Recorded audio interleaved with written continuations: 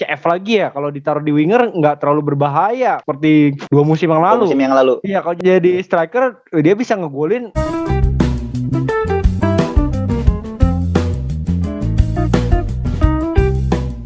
Halo guys, jumpa lagi dengan kita bertiga, gua Bayu Amaraka gitu. Jadi di episode kali ini kita akan membedah khusus untuk edisi MPL Fantasi, pertandingan antara Arsenal melawan Chelsea. Nah, sebelum kita masuk lebih dalam lagi, kita kulik nih, gua pengen mengajak kalian untuk mendownload aplikasi game yang kita mainkan sekarang gitu. Namanya adalah MPL Fantasi. MPL Fantasi adalah game olahraga sepak bola yang memerlukan ketangkasan dalam menganalisa dan memilih pemain dalam menyusun tim gitu. Ini nih, kenapa lu para pecinta bola wajib banget main MPL Fantasi kayak gua, karena daftar kompetisi bolanya itu lengkap, hadiahnya cepet. Jadi setelah pertandingan selesai itu hadiahnya langsung lu dapatkan gitu. Jadi nggak usah nunggu sampai akhir musim gitu. Hadiahnya ini berupa berlian kemenangan. Berlian kemenangan ini senilai Rp200. Nah, Rp200 yang bisa kita cairkan di GoPay atau link aja gitu. Nah, untuk mendapatkan keseruannya, lu harus mendownload MPL Fantasi. Gimana cara downloadnya? Nah, gampang. Lu tinggal masuk ke link id.mpl.live/fantasy. Jadi nanti ketika lu udah masuk browser lu, kemudian ke linknya, itu nanti akan muncul tautan gitu. Udah muncul tautan, terus klik download sekarang. Nah, tanpa nunggu lagi, itu akan mendownload secara otomatis dan terinstall secara otomatis gitu. Nah, untuk cara mainnya dijelasin sama saudara Raka. Jadi cara main MPL Fantasi ini sebenarnya kalau untuk cara mainnya gampang, tapi untuk memenangkan berlian kemenangannya butuh analisa dan juga strategi dalam menyusun tim lo. Jadi kalau untuk cara mainnya kan kita tinggal masuk aja ya, tadi udah di-download, terus kita masuk ke aplikasinya. Nah, sekarang ada update baru nih di MPL Fantasi ini. Jadi opsi yang di bawah itu sekarang ada 3. Nah, yang Fantasy itu ada di tengah-tengah. Jadi tinggal diklik aja tuh tengah-tengah tuh, Fantasy. Nah, di situ setelah lu klik Fantasy langsung muncul berbagai macam pertandingan sepak bola, jadwal pertandingan sepak bola dari berbagai macam liga di dunia gitu. Jadi banyak banget pertandingannya, nggak cuma dari salah satu liga aja. Nah, di situ tinggal lu pilih tuh pertandingan apa yang mau lu analisa, mau lu terapkan strategi yang untuk lu mainkan gitu. Nah, tapi di MPL Fantasi itu ada apa aja sih? Jadi nggak cuma ada fantasi sepak bola aja ya, nggak cuma kita bisa menyusun tim sepak bola aja, tapi ada berbagai macam, banyak banget macam-macam permainan game casual. Jadi di MPL Fantasi itu ada game fruit chop, fruit dart, ada bubble shooter, ada onet gitu. Jadi di dalam MPL Fantasi itu untuk mendapatkan berlian kemenangan yang tadi udah dijelasin sama Fahmi, itu kita nggak cuma dari fantasi aja, tapi dari berbagai macam permainan yang ada di MPL Fantasi itu bisa kita dapatkan berlian kemenangannya. Nah, untuk mendapatkan berlian kemenangan yang banyak, tipsnya gimana, Mi? Nah, ini dia nih. Kita harus pilih yang namanya kategori kontes besar. Kontes besar ini apa? Jadi kalau lu di kalangan sepak bola, tempat tongkrongan biasanya kan kalau nonton bola itu adalah partai big match gitu. Jadi pertandingan besar. Nah, sebelum kita tonton kompetisi sepak bola Inggris, itu saran dari kita semua nih, lu segera download dan susun tim lu supaya bisa memenangkan banyak berlian kemenangan dan nonton kompetisi sepak bola Inggrisnya jauh lebih seru lagi. Pertandingannya lengkap, banyak kontes gratis, dan total hadiahnya itu puluhan ribu berlian kemenangan. Jadi tunggu apa lagi? Segera download aplikasinya. Oke, nah langsung masuk ke pembahasan utama kita, pertandingan antara Arsenal melawan Chelsea gitu. Kita langsung susun aja timnya. Untuk di posisi kiper ada Mendy. Gimana, Ran? Ini udah lalu loh.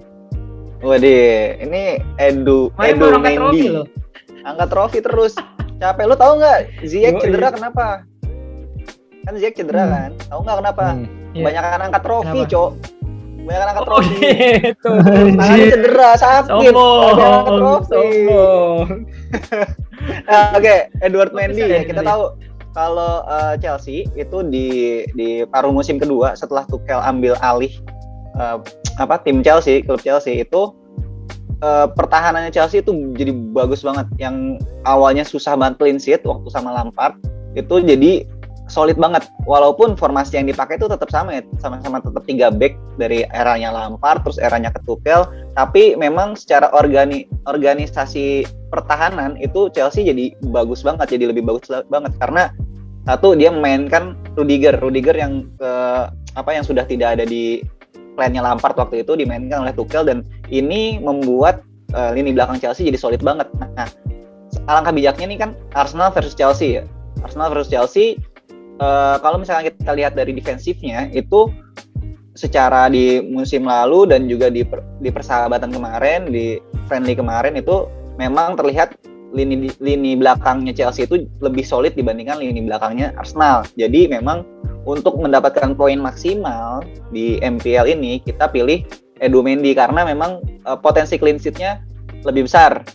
Satu, karena memang dia punya shot stopping juga yang sangat bagus dan juga organisasi defensifnya Chelsea ini lebih bagus dibandingkan Arsenal gitu. Oke, next ada 3 back. Tierney gimana, Bay? Tierney sejauh ini ngelihat dari preseason juga dia menjadi back yang terbaik ya selama ini ya di Arsenal kita ngelihat, karena dia berani maju, bahkan misalkan posisi main 3 back Arsenal dia tetap jadi yang nyusur ke sebelah kiri. Tierney ini bahkan untuk musim lalu dia bisa ngasih assist 4. Dan besok Chelsea yang nampaknya bek kanannya juga akan lebih sering maju sih James. Kayaknya Tierney juga bisa motong bolanya, bisa recovery dan bisa crossing. Banyak poin yang bisa didapatkan oleh Tierney gitu. Oke. Next ada Rudiger. Nah, Rudiger sendiri ini salah satu pilihan utama dari Tuchel juga ya. Terus kalau gua lihat cara mainnya juga agak rapat juga di lini belakang ya. Dan seperti yang dibilang Raka tadi, untuk Rudiger ini back Chelsea ini sudah mulai solid juga gitu. Jadi untuk Rudiger bisa menjadi pilihan yang pas di belakang untuk pilihan back lo. Next ada Aspi. Gimana, Rak? Azpilicueta, Il Capitano dari Chelsea. Jadi Azpilicueta ini kan memang di skema 3 back-nya Tuchel dan Lampard juga dulunya memang sudah menyegel satu posisi di center back di center back itu ya. Nah, kita tahu sendiri, gua tahu lah kalau misalkan Azpilicueta ini adalah big game player. Jadi saat lini depannya Chelsea itu susah untuk mencetak gol, mencari celah untuk mencetak gol. Nah, Azpilicueta ini dia sangat bagus untuk mencari celah di belakang gitu. Dia sering banget beberapa kali lah dia mencetak gol yang sangat penting di pertandingan-pertandingan besar. Khususnya di Liga Champions juga sering sekali dia melakukan hal itu gitu. Dan juga dia punya crossing yang cukup baik, walaupun kita tahu kalau misalkan sekarang ada Reece James yang ada di posisi untuk lebih banyak crossing ya. Tapi Azpilicueta ini kesempatannya adalah dia banyak masuk ke area penalti lawan gitu. Jadi kesempatan untuk Azpilicueta menyerang itu juga tinggi, selain dari poin clean sheet yang akan dia dapatkan nanti melawan Arsenal. Next, yang pertama ada Bukayo Saka. Nah, Bukayo Saka sendiri ini pergerakannya sangat fleksibel ya di Arsenal ya. Artinya fleksibel itu maksud gua tuh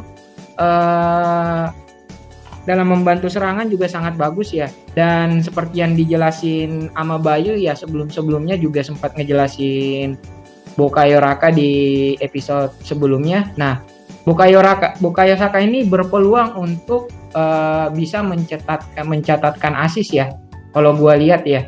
Nah, ada tambahan nggak? Maksudnya fleksibel ini dia tuh bisa di posisi sebagai penyerang kiri dan kanan. Dan gak cuma assist doang, malah dia yang nyetak gol kemarin terakhir lawan Chelsea, dia nyetak golnya nggak tahu hoki atau enggak yang lempar yang ke ujung itu. Oke. Tapi memang paling berbahaya, kelihatan Arsenal nggak ada si Bukayo ini kesusahan. Jadi karena memang defensifnya Chelsea itu nggak kalau secara speed ya Bukayo Saka kan Bukayo Saka itu kan dia mengandalkan speed kan. Nah, sedangkan di center back-nya Chelsea sendiri itu agak kurang sebenarnya untuk speednya. Jadi ini agak-agak tricky juga sih sebenarnya, walaupun gue yakin sih dengan defensive-nya Chelsea bakal bisa clean sheet lawan Arsenal gitu. Next, ada Kang Emil Smith Rowe. Gimana, Rak? Gimana, Bay? Nah, Emil Smith Rowe sebenarnya gue berharap nih si Aubameyang atau Lacazette diturunkan kan ya, maksudnya nggak di bench, nggak jadi starting. Ternyata dua-duanya katanya penyakitan kan? Penyakitan. Malah dua-duanya. Gue berharap salah satu fit, karena kalau misalkan satu fit tuh si Emil Smith Rowe bisa jadi second striker. Tapi kalau dua-duanya main, si Lacazette dan Aubameyang, itu Emil Smith Rowe nggak berani, cuman ngepres doang.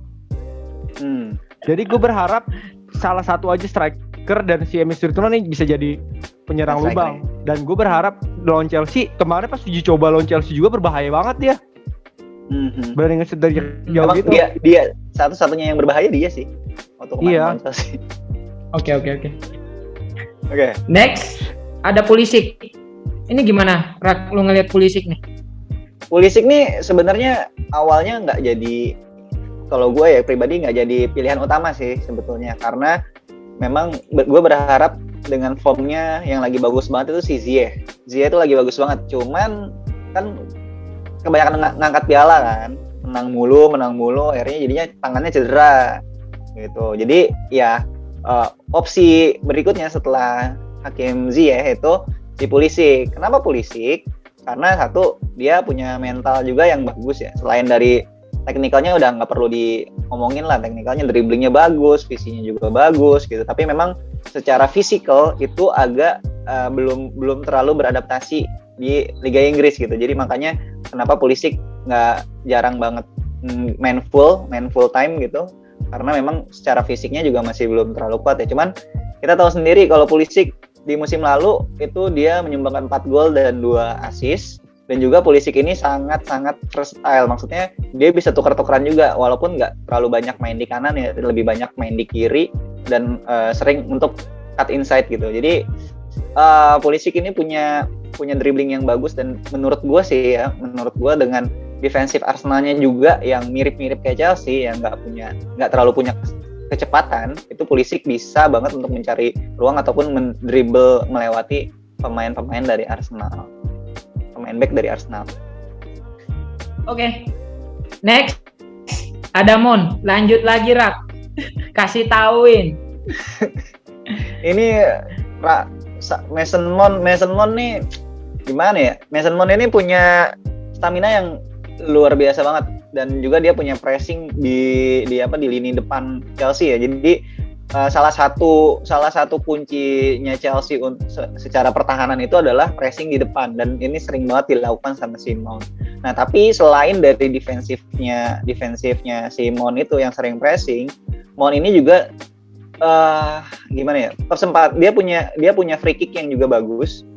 Karena Hakim Ziyech nggak main, jadi kemungkinan besar direct free kick itu akan diambil sama si Mount, karena ya siapa lagi gitu. Terus kalau corner kick pun akan diambil oleh Mason Mount, bisa jadi juga sama si Ben Chilwell ya. Tapi biasanya kan sebelah-sebelahan kan. Kalau misalkan yang di kiri, corner kick kiri akan diambil sama si Mount. Nah, dari kesempatan itulah kenapa kita pilih Mount, karena dia punya kesempatan untuk mencetak gol dan juga mencetakkan namanya di papan assist. Dan kita tahu sendiri Mason Mount itu punya shoot jarak jauh yang akurasinya bagus ya. Jadi nanti lawan Arsenal kalau misalkan memang buntu, tidak berhasil mencetak gol, dan Tuchel menginstruksikan untuk melakukan tembakan-tembakan jarak jauh, ini akan peluang untuk Mason Mount untuk mencetak gol gitu. Oke. Mantap sekali tadi. Oke. Next ada Havertz. Gimana, Rak? Pemainnya paling menonjol di timnas Jerman kemarin. Nah iya, memang karena kayak Havertz ini versatile satu ya, dia bisa jadi IMF, bisa jadi CF, bisa jadi sayap juga, walaupun speednya juga sebenarnya kurang ya. Tapi dia itu bukan tipikal pemain yang banyak gocek ataupun punya shoot yang sangat keras gitu ya. Dia gaya mainnya tuh kayak kakak gitu, flamboyan banget, tipikal gelandang-gelandang flamboyan. Dan juga si Havertz ini sekarang nih dengan Werner ini sering bertukar posisi, jadi kayak Werner lebih agak di belakangnya si Havertz gitu. Jadi walaupun memang posisi aslinya atau posisi secara di atas kertasnya itu si Havertz itu adalah midfielder, tapi dia juga sekarang banyak sering sekali dimainkan sebagai false nine oleh si Tuchel, di mana kita tahu kalau misalkan dia diperankan sebagai false nine, peluang dia untuk mencetak gol ini cukup tinggi gitu. Dan di musim lalu dengan posisi yang tidak banyak dimainkan sebagai false nine, dia bisa mencetak 4 gol dan juga 3 assist gitu. Jadi kayak Havertz nih akan sangat bagus jika dimainkan dengan secara false nine. Walaupun kemarin di Super Cup dia main 120 menit ya, dan kemungkinan dan di game week 1 juga akan bermain. Tapi jarak dari game week 1 ke game week 2 kan jaraknya seminggu, jadi gua rasa kayak Havertz akan tetap bisa tampil maksimal di game week 2. Lanjut nih, ada Aubameyang. Gimana Bay? Nah, Aubameyang nih, di antara Ya. Lacazette dan Aubameyang, kayaknya kemungkinan yang bakal jadi starting yaitu Aubameyang. Aubameyang, gue berharap dia lagi menjadi CF lagi ya. Kalau ditaruh di winger nggak terlalu berbahaya. Kemarin nggak seperti 2 musim yang lalu. Iya, kalau jadi striker dia bisa ngegolin musim lalu ya. Dia ngegolin itu 10 gol dan 3 assist. Itu lumayan tuh, karena banyak di posisi CF kan. Dan besok lawan Chelsea sebenarnya kalau Arsenal main counter attack terus Arsenal dapat ruang tuh kadang-kadang suka berbahaya. Sama kayak kasusnya tadi si Bukayo sih. Si Aubameyang ini lari kalau dikasih space bisa berbahaya banget. Oke, next ada Werner. Tapi sebelum masuk Werner, kenapa kita nggak ngambil Lukaku? Pasti ditanyain gitu kan. Lukaku kita masih estimasi sih. Kayaknya dia masih ada waktu untuk isolasi karena kan sekitar 2 minggu tuh isolasi sebelum masuk Inggris dan latihan. Nampaknya si Lukaku bakal bisa start itu mulai game week 3 sih kelihatannya. Nah, kita mengantisipasi kita ngambil Werner aja. Gitu. Werner lawan Arsenal tuh, Arsenal yang coba kemarin bermain high line tuh makanannya Werner banget, apalagi ditaruh di sebelah kiri. Berkali-kali dia. Bahkan kalau dia pinter finishingnya itu bisa 3 gol kali. Bisa 3 gol ya? Kemarin. Iya. Betul. Tapi kemarin finishingnya yang golnya malah yang dia umpan ke Havertz kan. Iya. Dan yang one-on-one-nya dia malah gagal. Iya, one-on-one malah gagal. Dan bahkan seorang striker yang asisnya sampai 12 dia. Golnya 6. Tapi kelihatan kan posisinya lebih baik di kiri dibandingkan ke sentral gitu. Apalagi besok lawannya Arsenal. Gitu. Jadi kita tetap ngambil Werner. Oke. Nah, kaptennya siapa nih? Kapten gua kayak Havertz sih. Ya gua lebih ke kayak Havertz. Kapten Havertz, vice kapten Werner. Iya. Oke. Soalnya gimana ya? Sebenarnya Werner nih punya positioningnya juga bagus, dribblenya bagus ya, cuman finishingnya aja agak kagok. Kalau misalkan finishingnya udah oke, wah ini dia bisa banyak banget golnya sih. Ya, kayak Aguero lah. Kayaknya mesti belajar sama Abraham dia. Bahkan Werner tuh pinternya tuh, lu ngeliat gol final Champions dah coy. Dia pinter bisa ambil ini. Shadowing. Dummy gitu lah. Dummy runner dia. Iya, dummy runner. Dia pinternya tuh dummy runner. Havertz pinternya tuh nyari ruang sempit. Nyari ruang di belakangnya si Werner kan. Iya, tapi memang kalau gue lihat ya, mungkin itu strateginya si Tuchel. Lu lihat final Liga Champion. Terus kemarin di Europe Super Cup juga kan kayak gitu. Iya. Yang siapa crossing ya? Gue lupa. Si Alonso crossing. Terus Werner kan depannya kan. Dia udah lari duluan. Nah, terus tapi yang dioper ke si Ziyech. Gitu. Jadi memang si Werner ini lebih banyak banget. Iya. Shadowing. Atau mungkin kita ngiranya itu dummy runner, ternyata memang temennya nggak percaya sama dia. Ya bisa jadi kayak Torres waktu itu. Iya. Banyak dummy, dikiranya dummy padahal emang nggak dioper. Padahal emang nggak dioper. Kasian. Kita kira dia pintar, ternyata temannya bodoh. Iya, ternyata memang teman-temannya taunya dia bodoh. Oke. Tadi udah kita bahas. Mudah-mudahan apa yang kita sajikan di episode kali ini bisa membuka pikiran kalian ya. Artinya juga bisa video kita juga bisa memberikan masukan buat kalian dalam menyusun tim gitu. Oke. Untuk episode kali ini sudah cukup. Kita berjumpa lagi di edisi MPL Fantasi di episode selanjutnya. Sampai jumpa. Dadah.